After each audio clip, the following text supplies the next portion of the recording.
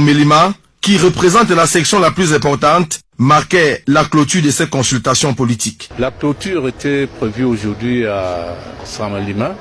Elle devait se passer en, je crois, 2 phases. Sauf que cette clôture sera boycottée par les responsables politiques de la section locale. La preuve, la salle de permanence du parti RDPC, désespérément vide. Juste quelques militants sont présents. Selon une source sur place, l'on apprendra qu'un mot d'ordre de boycott a été lancé par André Nolessian, président de la section RDPC, Djaye Lobo 1, par ailleurs maire de la commune de Saint-Mélima. Un mot d'ordre qui sera respecté à la lettre par tout le bureau politique, notamment la présidente de l'OFRDPC et celui de l'OJRDPC, une situation que regrettent les populations de Saint-Mélima. Si vous voyez l'exemple que le président de la section, Djaye Lobo 1, n'est pas là, c'est parce qu'il est très petit.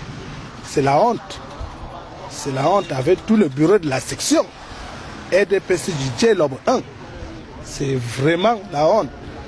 Quand vous voyez la maison du parti, ça veut dire que même dans les villages, c'est plus pire.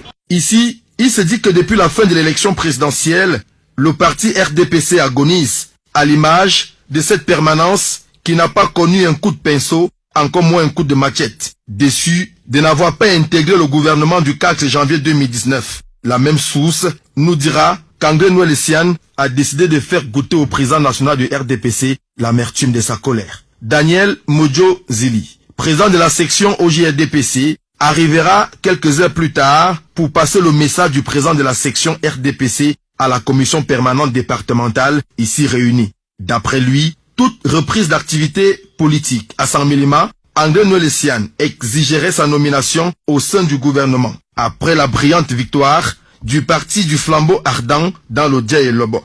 Lors de l'élection présidentielle, André Nolessian aurait décidé de tourner le dos à Paul Biya, après l'incarcération de son mentor Edgar Alem Ebengo. Défiance, chantage, arrogance, trafic d'influence, et les mots ne sont pas assez durs pour qualifier la logique des responsables politiques de Saint-Mélima. D'ailleurs, André Nolessian se vante du soutien des proches collaborateurs du chef de l'État, notamment le ministre d'État, secrétaire général de la présidence de la République et du ministre directeur du cabinet civil. Lorsque nous quittions les lieux, nous apprendrons la création d'un parti politique dénommé la Nouvelle Dynamique et dont André Nolessian serait le fondateur.